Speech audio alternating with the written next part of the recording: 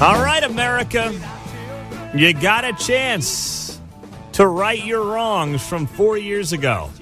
We are officially set with a rematch as Donald Trump last night clinched the Republican Party's 2024 nomination when Georgia, Mississippi, and Washington State held their primaries, and we are full steam ahead to a rematch, whether you like it or not, Donald Trump and Joe Biden. It's the first race for the White House with a rematch since 1956.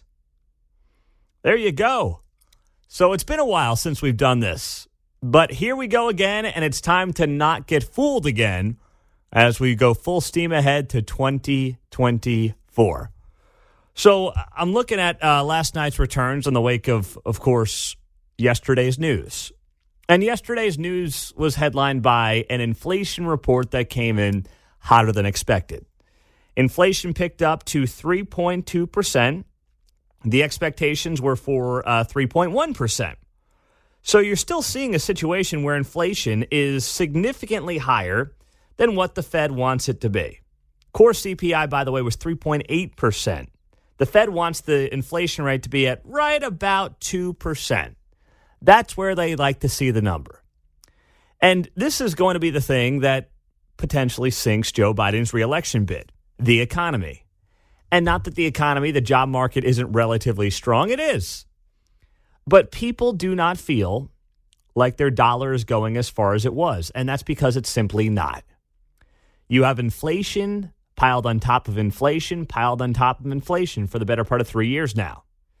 And you still have the people in charge in this country who are doing what?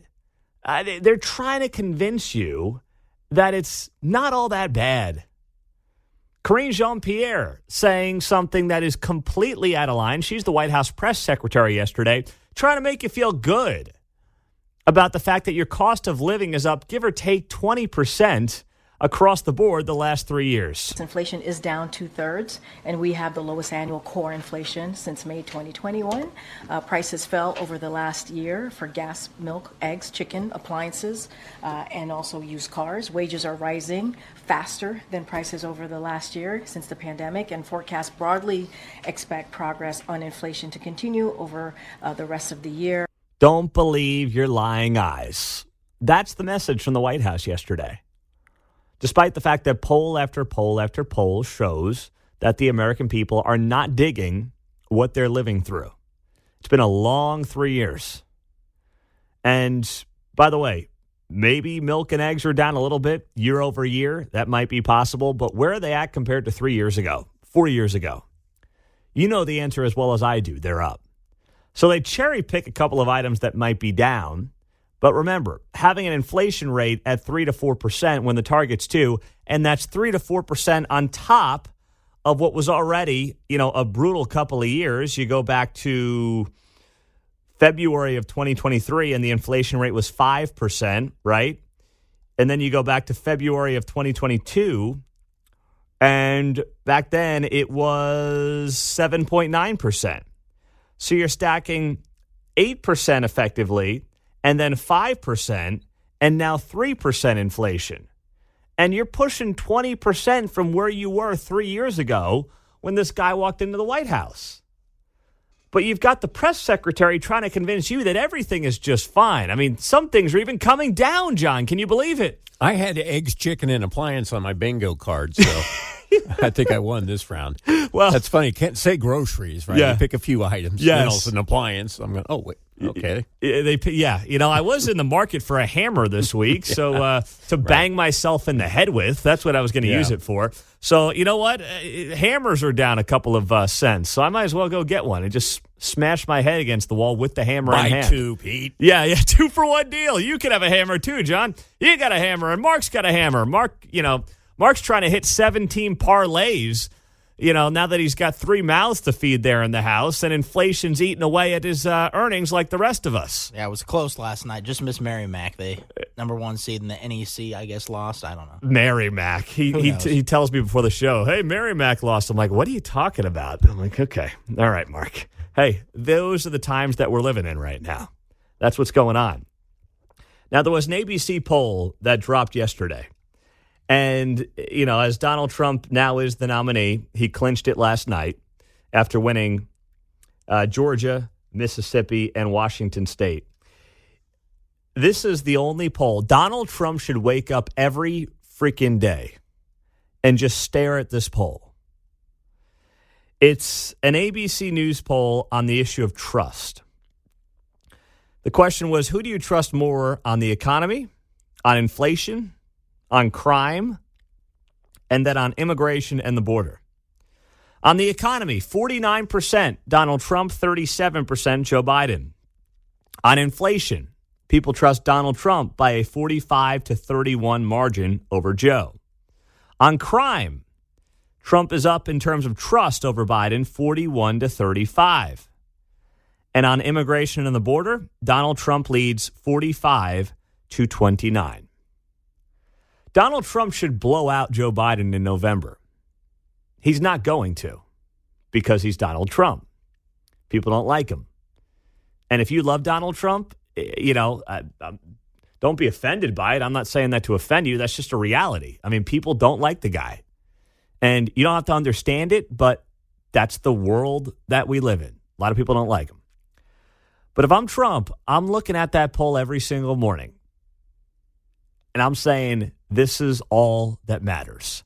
Nothing else matters. People trust me by double digits on almost all of these issues. The economy by 12, inflation by 14, crime by 6, immigration and the border by 16 points. Those are the only things that Donald Trump should be talking about, and make it all about Joe. Don't make it about you. Make it all about Joe. And if you do that on those 4 issues, you will run away in November. Now, I mean that relatively speaking. No one's going to have a Ronald Reagan 1984 landslide. That's just not how the country is anymore. But, this is one of those things that Donald Trump has to wake up and see and focus and refocus and only think about that. And if he does that for the next whatever it is, couple hundred days, he is going to be coasting, relatively speaking, to a victory over Gramps in November. Come on, man. 913-408-7957. Let's slip in before the break here. Mike in Kansas City. Hello, Mike. Good morning. You're on KCMO. Okay, your numbers, 3%, 7%, things like that, it glazes over a lot of the common people. What we need to have on there is actual numbers. Like when Donald Trump was president, gas at the Quick Trip was $1.25 a gallon. Now it's $3.39 a gallon. Cost of hamburgers at McDonald's, different places. Cost of actual foods, cost of interest rates on a house. It costs twice as much in interest now to buy a house than it did when Trump was in office. Those are the kind of things that need to be on there, actual real things that people can actually really see, and they can relate to the real pain that it's causing them in their life. Yeah, that is a great point. That's a great point, Mike. And you know what? The Wall Street Journal did this yesterday. I'm glad you brought it up. Baby wipes back in 2020 were $4.25. They are now $6.64. Bleach was $2.78 back in 2020. Before people tried to drink it. Now it's $47. Dog food was $5.42 a pound. Now it's $8.48 a pound. Deodorant was $4.68. Now it's $7.43.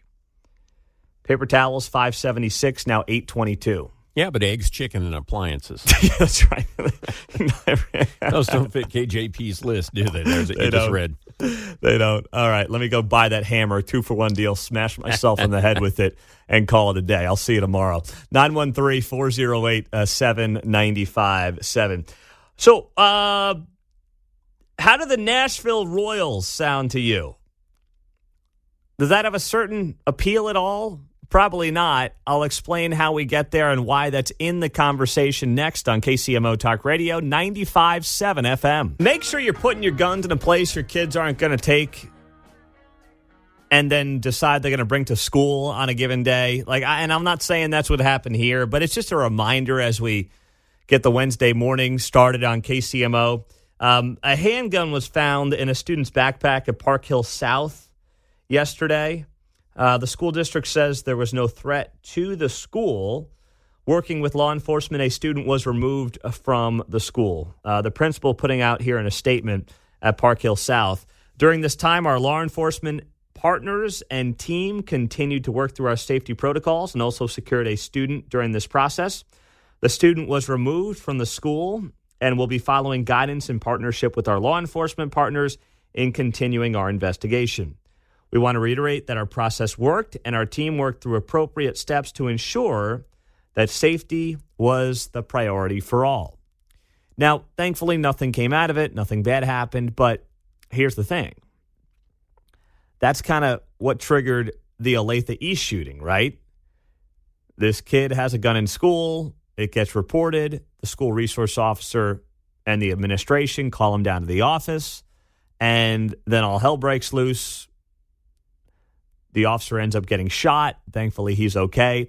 And actually, when we did our Back to Blue tour in Olathe a couple of weeks ago, we found out from the chief that that officer is back on the day job, working for the department and doing well. Because I guess when you're a school resource officer, you can only do it for like 2 years or something. So then you got to go back, into the day job, so to speak. So he's now back in the day job after getting shot as a school resource officer just a couple of years ago. So, we see these stories time and time again. We had the Olathe Northwest situation a couple of weeks ago.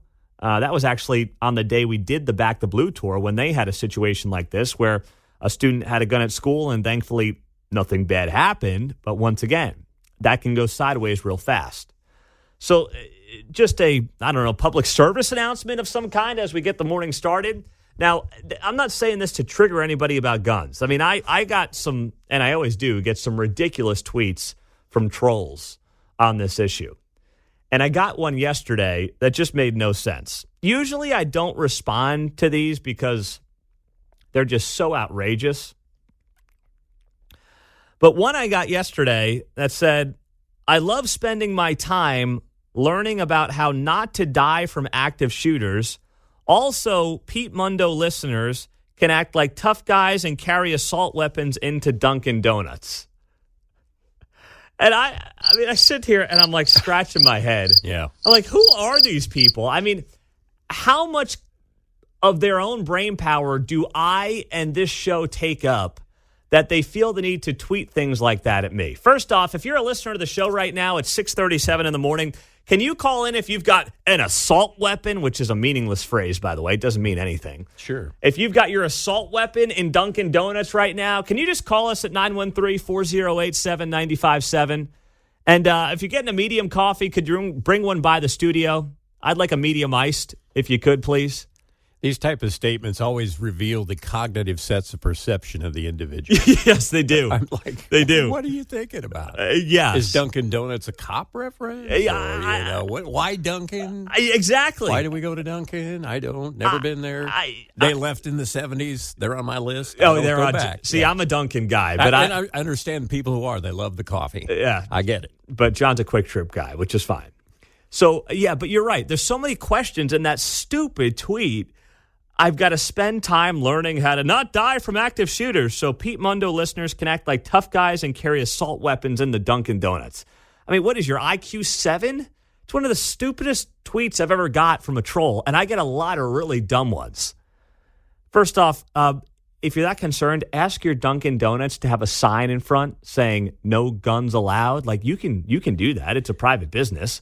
Mundo listeners, please use the drive-thru.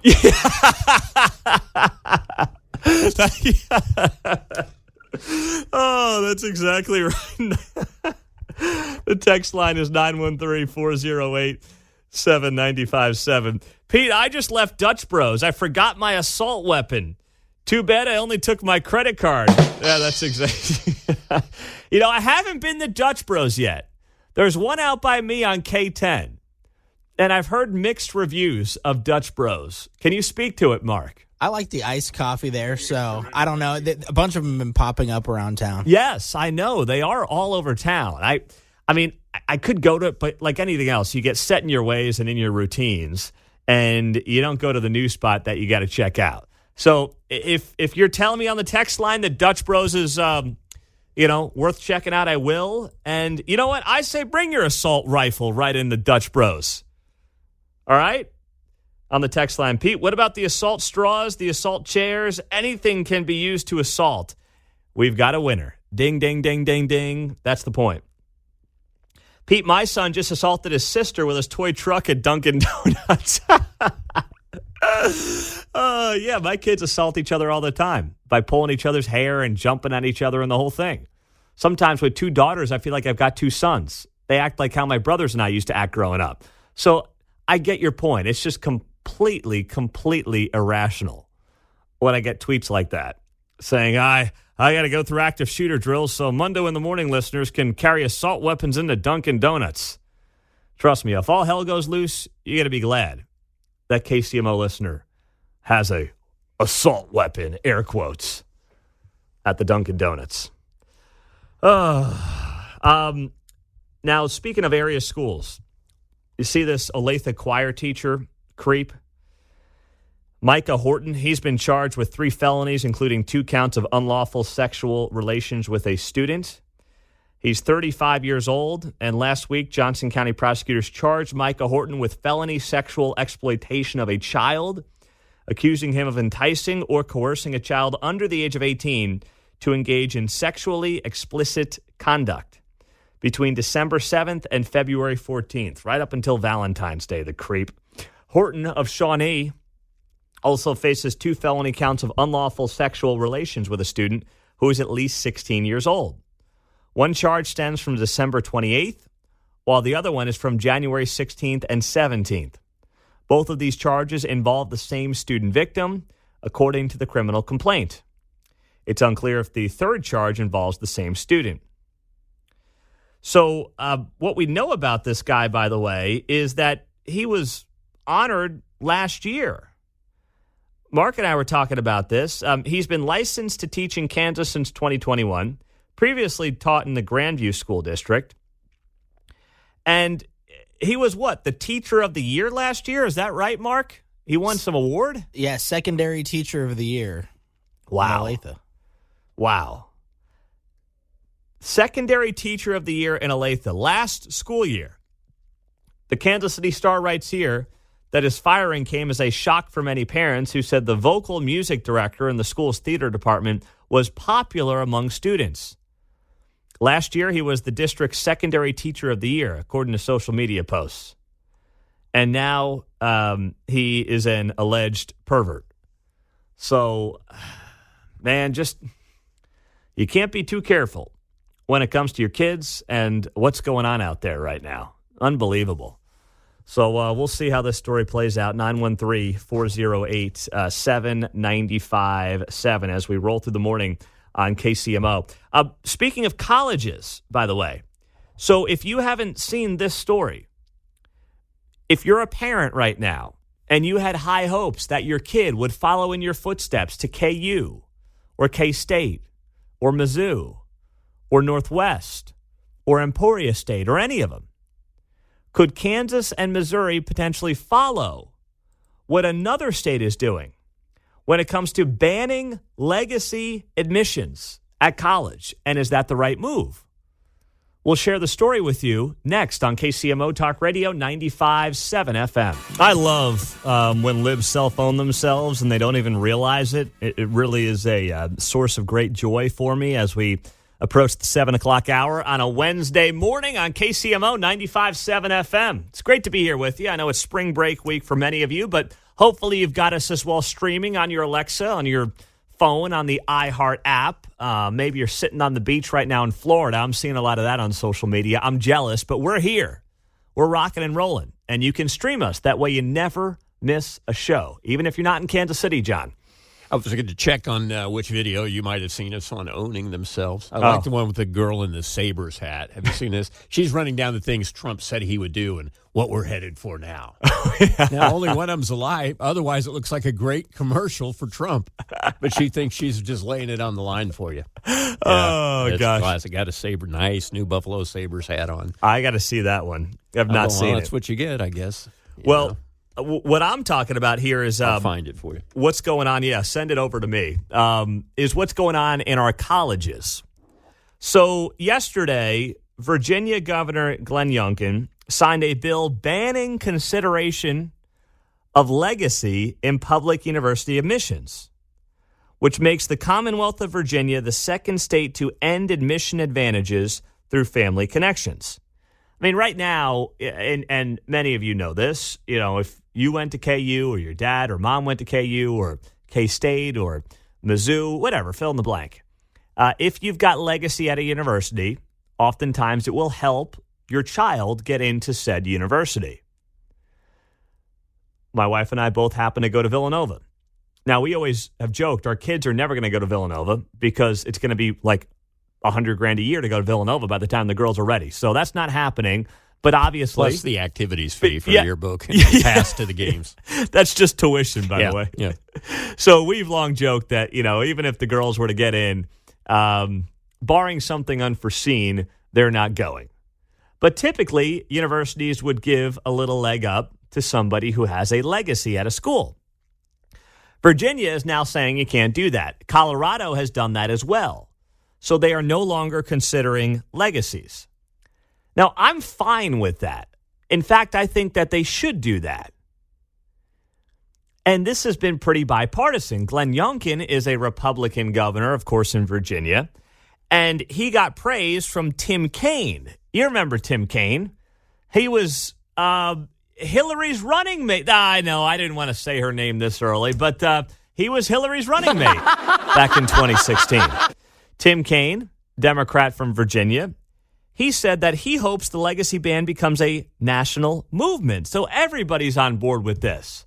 Everyone's fired up. Everybody's excited. Tim Kaine said in a statement, proud to see Virginia be a leader in banning legacy admissions at colleges and universities. Now, Congress should pass my bipartisan bill to do the same nationwide. I'd be okay with that, too.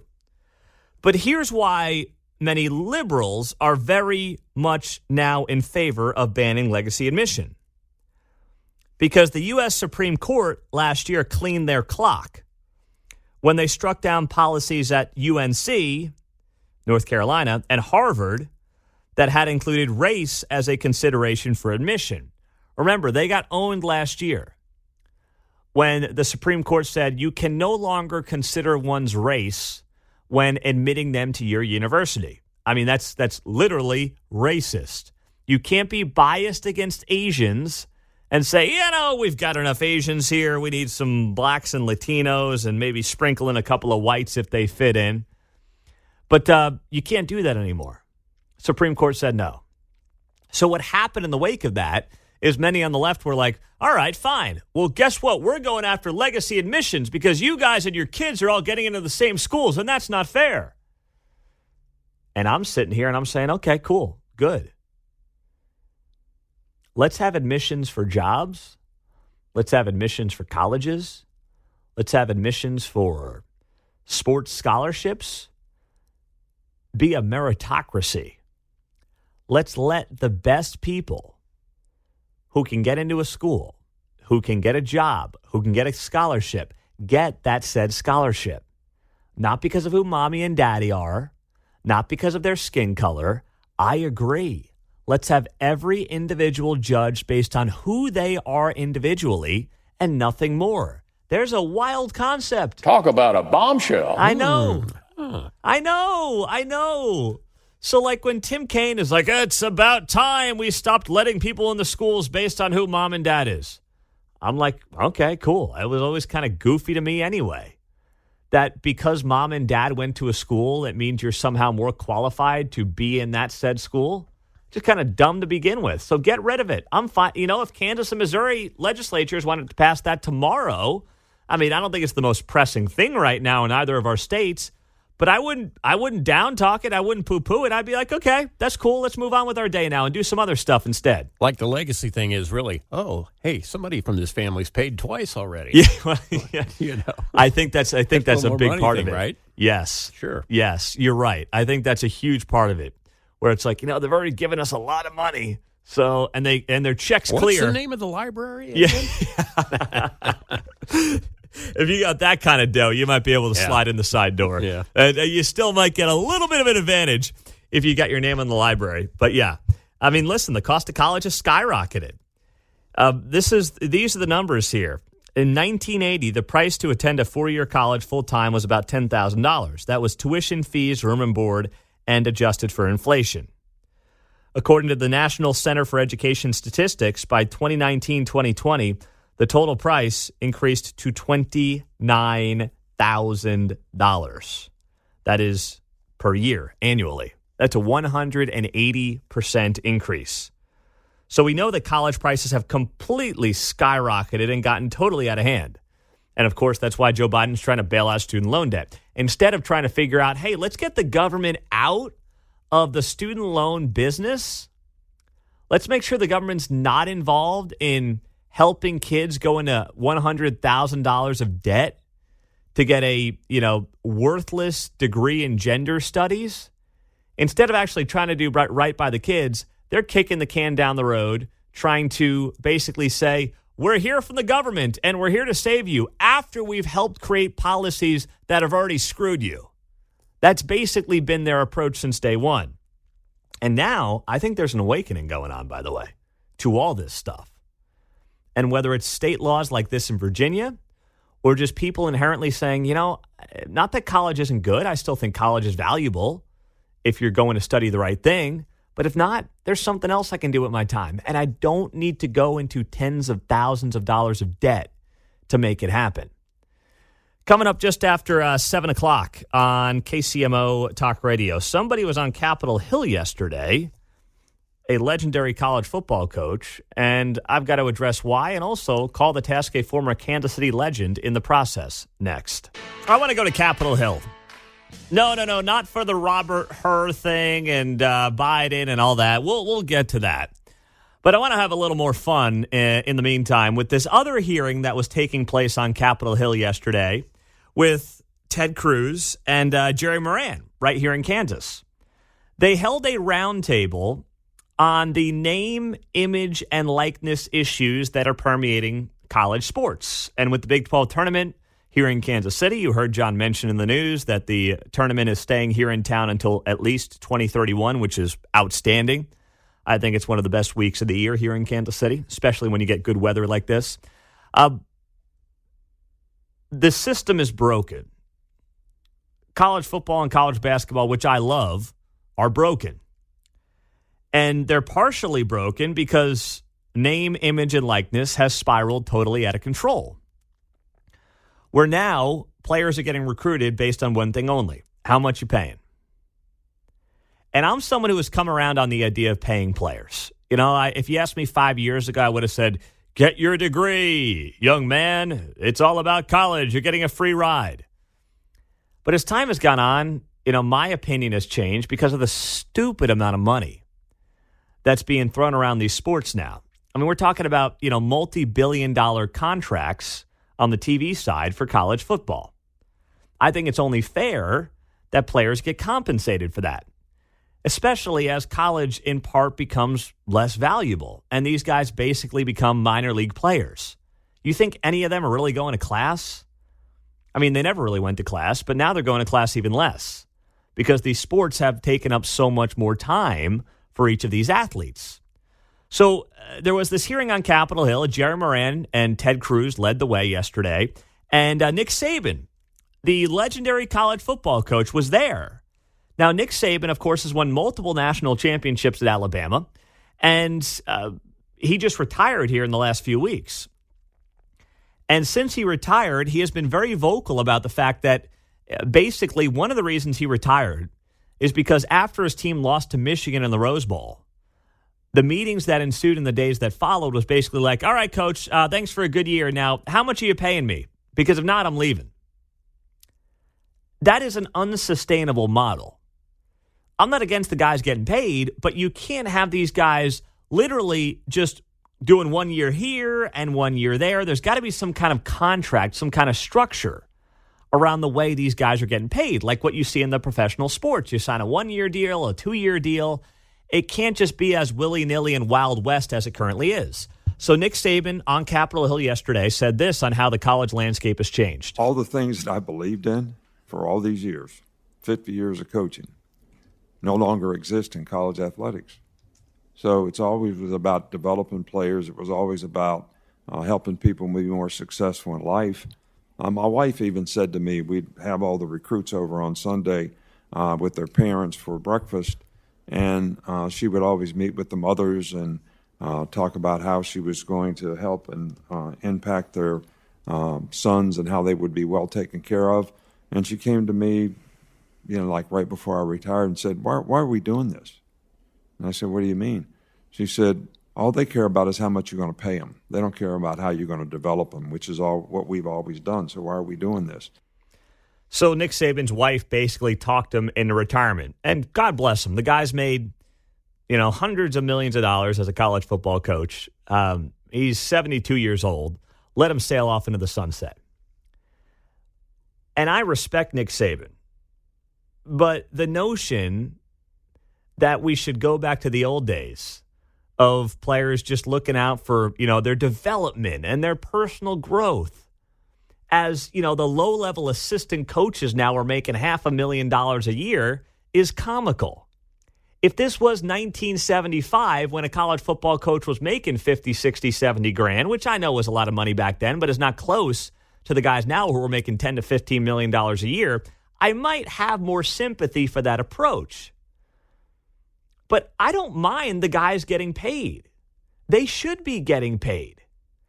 The sport has money all over the place, and the coaches are making more than ever. So I'm not interested in Nick Saban, who, by the way, and God bless him, he's had an incredible career. He's lived the American dream. Just bought a mansion in Palm Beach right on the ocean. I don't want to hear him talking about how, it used to be about development, and now it's all about money. Said the guy who just bought a house in Palm Beach. You got to understand that just sounds completely ridiculous, and it's not me being anti-capitalist. It's me being pro-capitalist. Everybody should be allowed to make some money off what their value is. The problem is right now there's no structure to any of this.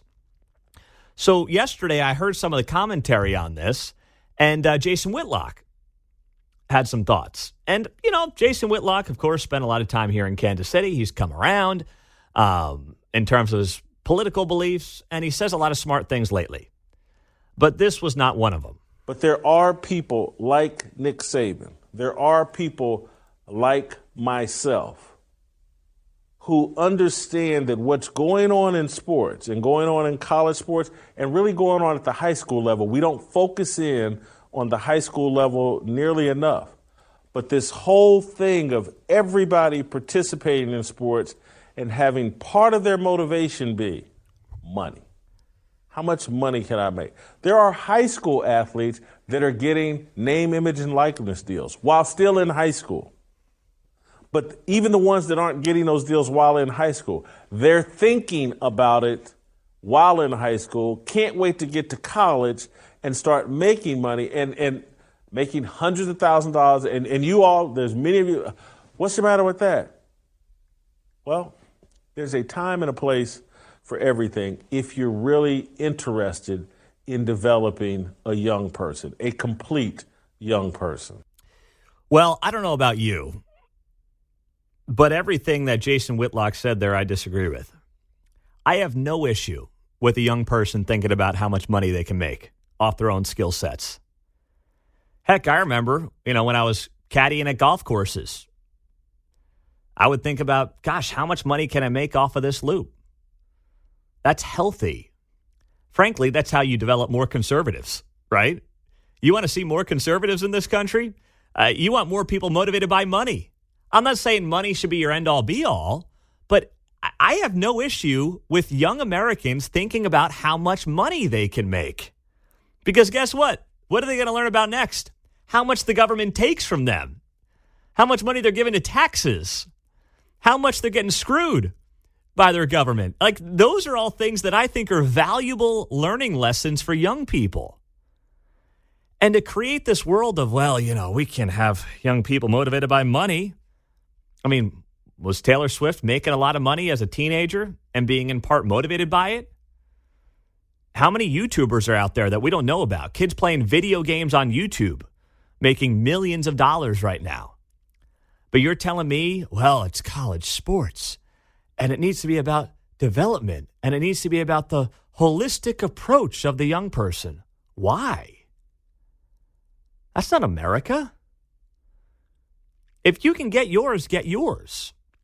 Where the college sports system is broken down, as we sit here with Big 12 tournament week underway in Kansas City, where it's broken down is not having any guardrails. And it has no guardrails because the NCAA has no balls.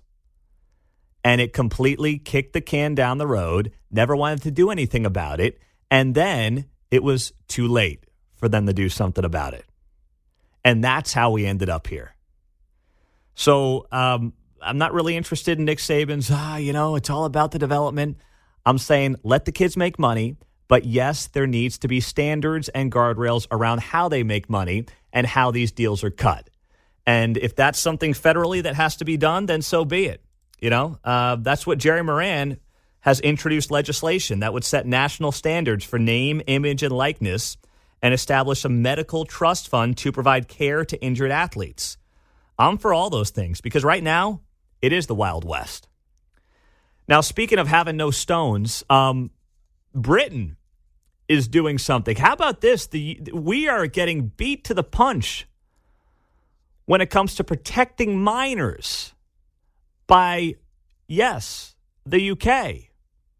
We've got the details on that story we'll share with you next on KCMO Talk Radio, 95.7 FM and the KCMO Talk Radio app. Britain's beating us to the punch. Got to keep the berries, boys. No questions asked. Here's the story out of Sky News. Let's roll the tape. Let's just bring you a bit of breaking news, which may be of interest to some of you. It's about puberty blockers. Now, these are drugs that are used to delay the changes of puberty in transgender youngsters. In terms of how they are prescribed by the NHS, there has been a lot of controversy over the last few years about this. At the moment, they are only prescribed to children attending gender identity services as part of clinical research, and they are not routinely offered to children at gender identity clinics, but they are still offered. Well, the government, NHS England, has just confirmed that children will no longer be prescribed puberty blockers at gender identity clinics. This is coming from NHS England. It just broke in the last few moments. Who would have thought the British beating us to the punch on not prescribing sterilization drugs to kids? How about that, huh? Meantime, you got a lot of elected leaders in this country and in both of our states, in Kansas and Missouri, who think that this is just great. You're a young boy and you want to whack off the berries? Well, guess what? They'll take care of that for you. If you want to do a mastectomy, well, guess what? They'll do that. They'll advocate for you as well.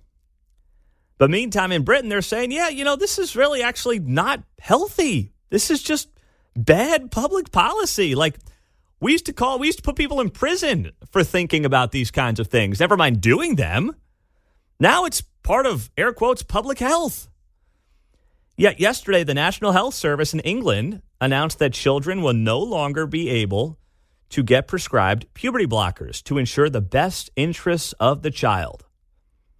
The ban follows a public consultation and NHS England's independent review of transgender services amongst children going back to 2018. So they've woken up on the other side of the pond. When are we going to wake up? Well, it looks like things are trending in the right direction, at least on one side of our state line. The Kansas House today is going to vote on Senate Bill 233, the Help Not Harm Act, which protects Kansas minors from undergoing hormone treatments and or surgeries for diagnosis of gender dysphoria. Remember, this is all for minors. You haven't heard one person advocate for a bill or for a law that references or concerns adults. Everything in the context has been about the kids. So if this does pass the Kansas House today, it'll go back to the Senate because they tweaked a couple of things. And then my guess is Governor Kelly will veto this. So the question then becomes, does the House and the Senate in Topeka have the ability to override the veto of Governor Kelly? I mean, it's insane to think that somebody who has won 2 elections claiming they're middle of the road is going to veto a bill that prevents children from slicing and dicing their body parts and taking sterilization drugs. But somehow, with the help of media, stupid Republicans, and good campaigns by Laura Kelly, they've been able to somehow make this work and get away with this for a couple of straight election cycles. So here we are. But we'll see. This is going to be something that we'll watch here on the Kansas side of the state line, and we'll obviously see how it plays out in the days ahead. Is it the most pressing thing? Maybe not necessarily, but I still think protecting kids, there's few things more important that we do as a society than protect children. And we know it's not going to happen at the federal level, but it's amazing how many quacks you've got out there in the Topeka legislature. Christina Hasswood is a state rep out of Lawrence. She represents the southern half of Lawrence, more or less. And she was pushing back on this yesterday on social media, putting up a post on X that read, "Gender-affirming care is life-saving care." No, I'm fairly confident that sterilizing minors is not life-saving care. And if we can't all agree on that, regardless of political party, then, we might be more lost and more screwed than even I originally thought. And these are not coming from people in, Brooklyn and Los Angeles and downtown Chicago. It's coming from people representing Lawrence and Baldwin City right here in Kansas. It's abuse, plain and simple. If adults want to make these decisions, so be it.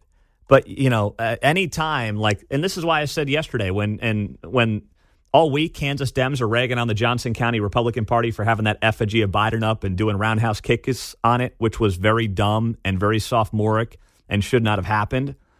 I'm not going to be preached to about decorum and decency from folks who are like, yeah, chop them off for the kids. And if you don't agree with that, well, you're against life-saving health care. I'm not going to get lectured to by those folks. Before we get to the phrase you need to know with the Royals and Chiefs Stadium deal, we have some breaking news there. Let's let our, we're all sports fans on this show, but our sports guru, our degenerate gambler, Mark Van Sickle, break the news. All right. Bo Jackson has been selected to the Royals Hall of Fame, will be inducted June 29th. He played for the Royals from 1986 to 1991, was the 1989 All-Star Game MVP. All right. Vote yes, April 2nd. Is there? Well, he did some damage to the wall when he ran up it. That's right. Catch, so. That's right. Well, congratulations, Bo. I'm sure that'll be a, here's the thing. So retiring numbers and things like that, even the Yankees are overdoing it now because it's a way to make a buck, It's a way, like the Yankees are going to soon have numbers 101, 102, 100. They're running out of numbers, the amount of numbers they're retiring. The Royals won't, but all in all, it's interesting times. All right, so that breaking news leads us into where we're at right now with the Royals and the Chiefs with less than 3 weeks to go until the vote yes narrative finds out what's going to happen. We find out whether or not this thing is going to go forward, this 3/8 cent sales tax, or we find out whether or not this thing is going to go down in flames. So the phrase to know is community benefits agreement. That is going to be something you're going to hear a lot about the next few days. And what a community benefits agreement is, and that is being negotiated right now, is basically how much are the teams going to buy off certain groups and certain people for their vote. Don't let anybody try to convince you it's anything else. It is a vote-buying scheme. And by the way, both sides know it. The Royals and Chiefs know it. The people on the other side know it. You're going to see the teams roll out this community benefits agreement, which according to reports like on Tony's Kansas City, could be the biggest community benefits agreement in the nation. And they will trot it out, and they will talk about all the great things that will come to the urban core with this project. They will talk about how they will take care of crossroads businesses who might be disenfranchised or have to get moved because of this project. They will buy silence, and they will buy support. And the teams know it's BS. Like I've said for the last several weeks, I've defended the teams when I've said some of these groups are nothing but hucksters looking to have their vote bought. But guess what? When you play this stupid game of looking for other people's money, this is how you have to play it. So as much as I'm sympathetic to the teams, or at least I'm understanding of the game they have to play, I'm not feeling sorry for them. I'm not sympathetic, even though this is what they have to do. So something tells me that in the next few days, you will see some announcement around the community benefits agreement. And they will talk about jobs. They will talk about Crossroads businesses getting helped. They will talk about the urban core somehow benefiting, even though, let's be honest, if we're talking about benefits for the urban core, the East Village was the better location for them than this Crossroads site. I mean, that's the fact. That's not even debatable. But there will be something like this that comes out where everybody goes, rah, rah, look at us. This is great. Community benefits. Woohoo. And it's going to be one big dog and pony show where people are buying each other off. That's all it is, John. I'm led to believe maybe mother-in-law survey, word on the streets is, since there was nothing in the East Village per se, the displacement, I guess my point is the Crossroads site is going to cost more in community agreement than the East Village would have. Correct. That's where I was going. Yes, it will. Because the East Village, they could have sold it as, a little closer to some of the places that might not otherwise benefit, and it would have been a much less controversial site. Yeah. You would not have had the Crossroads folks all pissed off. You still would have had the anti-downtown people annoyed, but you would not have had the Crossroads district as ticked off and making as much noise as they are right now in the media. They would have been in favor of the stadium in the East Village. Probably, but yeah. Now a percentage of them are not happy. They were for downtown baseball up to a point until it came to their house. Yes. Or their business. Yes. And who can blame them? Exactly right. So that's where this site becomes much more controversial from the Royals' perspective. But you're going to hear this huge CBA announcement, and then you're going to hear sports media in particular clap and dance like a bunch of seals, because that's what they are. That's what they do. I mean, it's amazing when you look at some of the loudest voices on the yes side, and I'm not a voice on the no side. Just to reiterate that. I want to make that clear when I talk about this. I'm not a no side voter or a no side advocate, but I see a lot of the mistakes that the teams are making while also understanding why they want the yes vote. And I'm open to why the yes vote can be a positive for the region at large. But I'm just pointing out things about the no side that many others, especially in radio media, are not doing. Because the sports guys, they don't care. First off, they don't get the politics of it. Many of them don't live in Jackson County, so they don't care about a tax they're mostly not going to pay. It's their livelihood in part at stake. And guess what as well? And this is the incestual nature of this. Certain radio groups in Kansas City, like Soros Radio across the street, they have deals with the pro sports teams. What do you think they're going to do? What do you think they're being told to say? I'm not being told to say anything. I'm just here talking to you. Now, I've talked to people involved with both teams who have given me their side and given me their opinion, and I'm always open to it. And I'm like, can we get this on the air? And it's always like, yeah, not now. But I'm always open to it. I'll talk to anybody and everybody. But no one can say that we are beholden to one side over the other, because we're not. The sports media folks in this town are, in part, because it's their livelihood and they're in business literally with the teams. So it's a much different platform. Just know where that media bias is in part coming from here in Kansas City. Now, that being said, if you were listening yesterday, you may recall I mentioned, John, that I was wondering if we were going to be invited out to opening day this year and whether or not the Royals would want to have us out and would allow us to do a show from opening day. Well, guess what? Within about a half hour of me talking about that on the air, I got an email from somebody at the Royals inviting us to do our show from the K on opening day. So we will be there on March 28th. Mm-hmm. We'll do our show from there for the third straight year.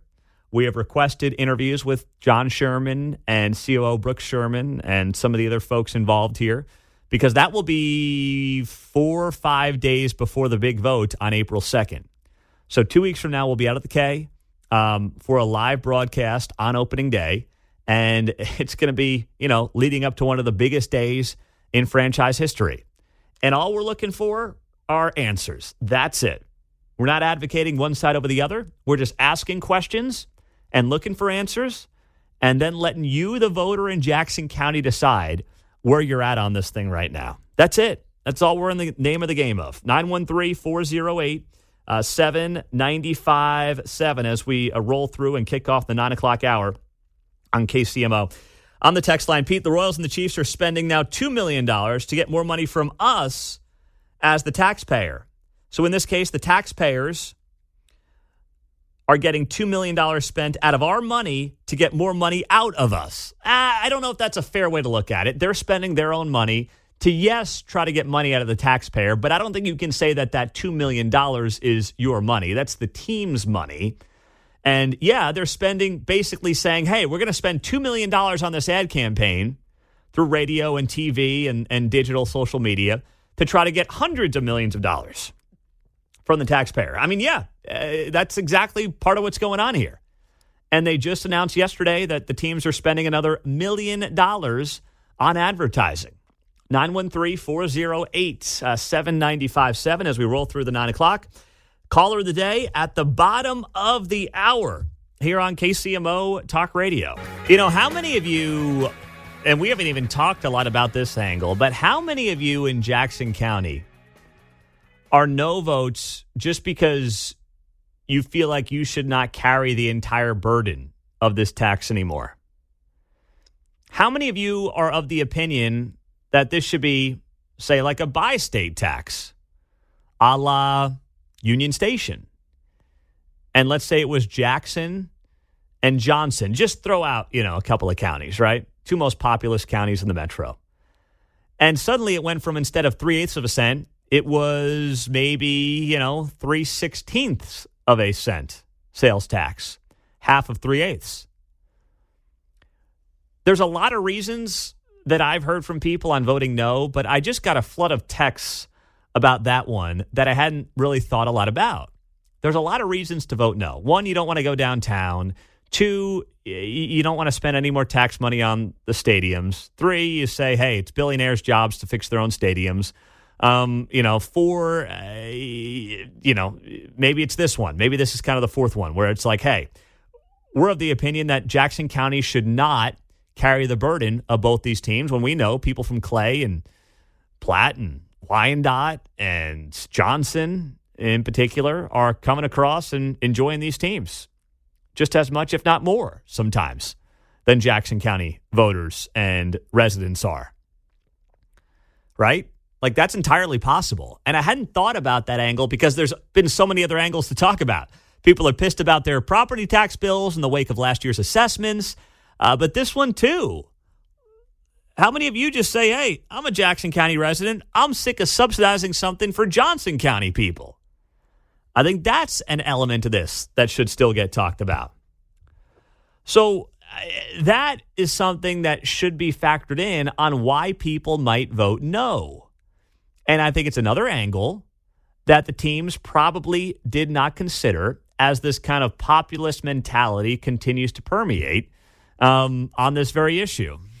At one time, I guess when I was younger, maybe Jackson County was more dominant of an influence than Johnson County, but it's grown and people have left Jackson County through year after year after year, tax debacle after tax debacle, right? Mm-hmm. So Jackson County's, it's a bigger burden on fewer people now than it used to be back in the day, right? Yeah, certainly Johnson County's influence has grown tremendously on the region. Johnson County's now got about 600,000 people in it. So Jackson's still bigger, but Johnson's growing much faster. You go back to 2000, and Johnson County, Kansas, had 430,000 people in it. They've added 200,000 people over the last, couple of decades. Meantime, you look at Jackson County, And in 2000, they had 655,000. They now have 716. They've grown 10% in the last couple of decades. Johnson County has grown 50%. My line of thinking, unfortunately, is equating Kansas City, Missouri as being Jackson County. It is, but it's only part of it. Lee Summit's certainly growing, et cetera, and other parts of the county, more to the east. But to your point, though, the county's only grown 10% the last 20 years, whereas Johnson County's grown 50%. Yeah. So you're right to bring that point up. And I think there's kind of the old chip on the shoulder thing, too, saying, hey, you know what? You guys want in on this? Join us. But we're not carrying the burden. And frankly, I'm not sure if I would blame a resident or a taxpayer for feeling that way right now, especially in the economic climate of the moment. Don't discount inflation in this conversation. Don't discount the pinch that the working class person is feeling in America and right here in Kansas City, specifically Jackson County in this moment, where they just get pissed off and they say, I'm tapped out. I'm done. If I know that John Sherman and Clark Hunt, as much as I believe they have the best interests of the community at large in their hearts, they can't connect with the blue-collar worker in Jackson County who's getting squeezed on property taxes, who's getting squeezed on groceries. And it's not Clark Hunt's fault. It's not John Sherman's fault. I mean, I don't know if they voted for Biden. If they did, shame on them. But, I think the Hunts are pretty conservative for the most part. That's the feeling I've gotten. That's what I've heard. So I don't think they're big rah-rah Biden people. But at the same time, Jackson County voters and the American people have lived through a very difficult 3-year stretch. And for many, that may be the icing on the cake for people to say, screw it, not now. I'm not in the mood, They're not in the mood. They don't feel good about their own financial situation. That shows up in many polls. So do they want to give now their tax dollars, even though we're talking about a small number, do they want to give their tax dollars out of principle to 2 billionaire owners and billionaire organizations? Billion-dollar organizations? That's the question. And if you're in your own bubble on the yes side, whether it's on the consultant side, whether it's with either of these franchises, don't discount that. You need to sell yourself to the average person that has gotten crushed the last 3 years. Don't think it's all about rah-rah teams.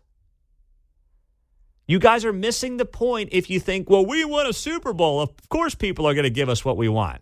It is foolish to think that way if you are either of these ownership groups, and it's wildly out of touch as well.